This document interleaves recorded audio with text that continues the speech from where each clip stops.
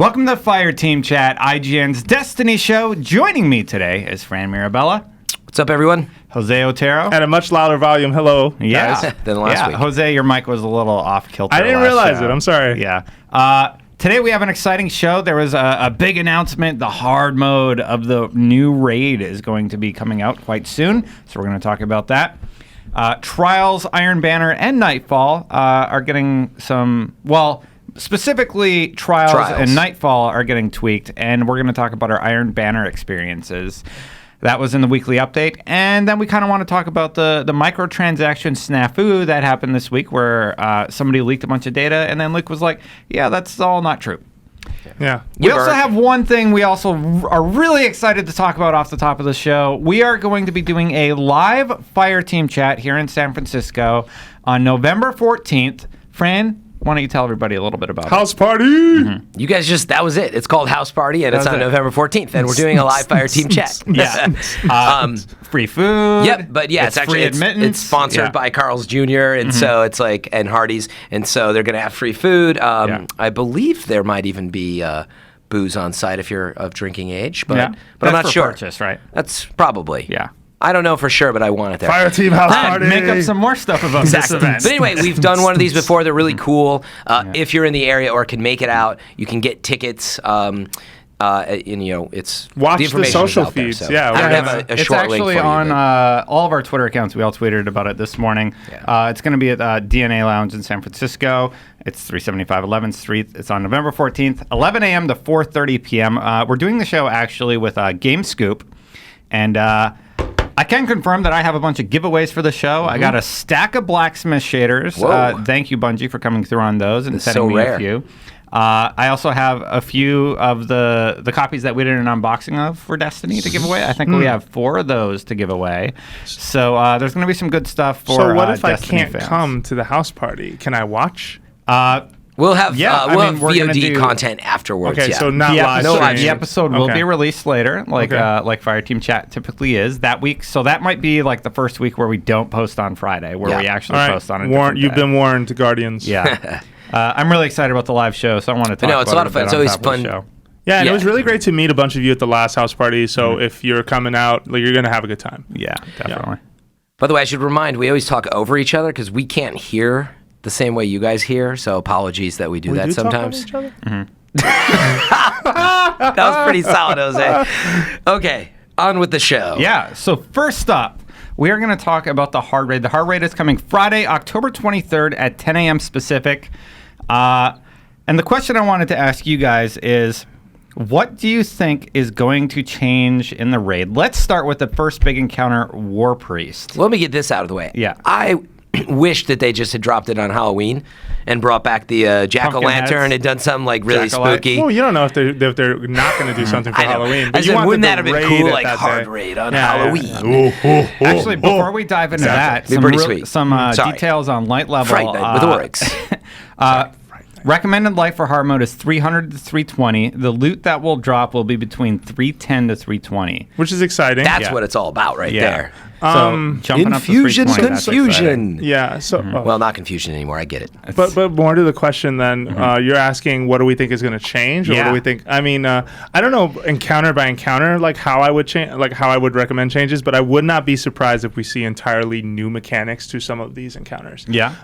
Based on previous raids, we will. Yeah. Well, based on previous, right? Like let's talk about like in Vault of Glass. Like what is one of your favorite changes between normal and heroic? I wouldn't say favorite. They're all frustrating. Like you get detained.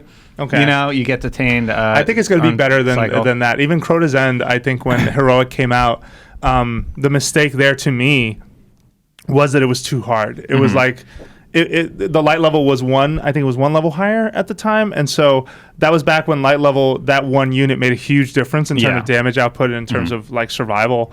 I don't think that is going to be entirely the case this time around. I would not be surprised if you will see like brand new mechanics to some places. Like I wouldn't be surprised if just the opening where you're dunking the orbs, the timing on it is tighter or faster, or it's a completely different relic or something. You have to do it quicker. Yeah, like I have a feeling they're going to get experimental as all can possibly be. I hope so. I mean, maybe I'm overselling that. Yeah, I think it'll be a combination of like some new enemies and new places that are going to make it more difficult just to do the job. We've seen that, like right when we would drop a knight and then it spawns like a wizard. High wizard, yeah, ultra. Exactly. Yeah. Like I think you'll see stuff like that to deter you, and you got to figure that stuff out. But yeah, I definitely think mechanically they're just going to introduce this one new thing. Yeah, if I can drop a bounty on this podcast for folks, the minute this thing comes out, someone run to the secret room and find out if anything has changed in there. Why would it change there? I wonder if that room is specifically something only tied to the basketball heroic dunking thing. Yeah, I'm not 100%. They came out and said it's I'm only not 100% sold. He's telling the truth there. Like I appreciate. They all came out. So like if it was just one guy saying that, but it was like they were all like, yeah, it's a basketball court. I just want someone to run in and check. Just like one day someone got curious and ran into the encounter that led to Black Spindle. Like you don't know if a second ending or something else. You can't like run into that. It took me like 2 hours just to get the door open. What made it so hard? The platforming in general? Yeah, so like you gotta stand on these spikes on like the other side of the chasm in that area, and you have to coordinate and hit them all in a certain pattern. Well, what if there's a chest there this time? Like I think something will be there. Oh, I'm just saying you're saying run in there and grab it, and I'm like, you can't exactly do that. No, it's like 2 hours. But specifically, that's why I said, can somebody else please do that for us? So duly noted, somebody should and will, I'm sure. But I think we all agree, right? Mechanically, we're going to see new mechanics. I really wonder about Oryx, obviously. Like, did they leave one thing out? Because he's...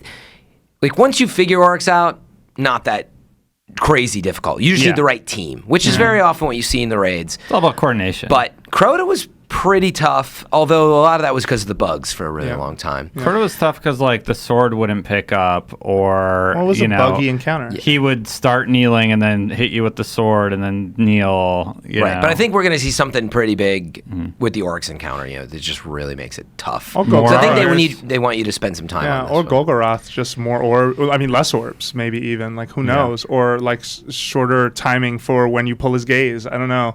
Like it's interesting because I think for folks listening to this, it cannot be stated enough how the tiniest change can affect the entire encounter in a raid. Like something just having a bit more health, or something having a tighter timing. You're going to fight more yellows, that's for sure. Like on the Ultras. Actually, I figured out what's going to happen. It just occurred to me. Majors, sorry, not Ultras. So, in Oryx, after you stun him, Skolas is going to drop in.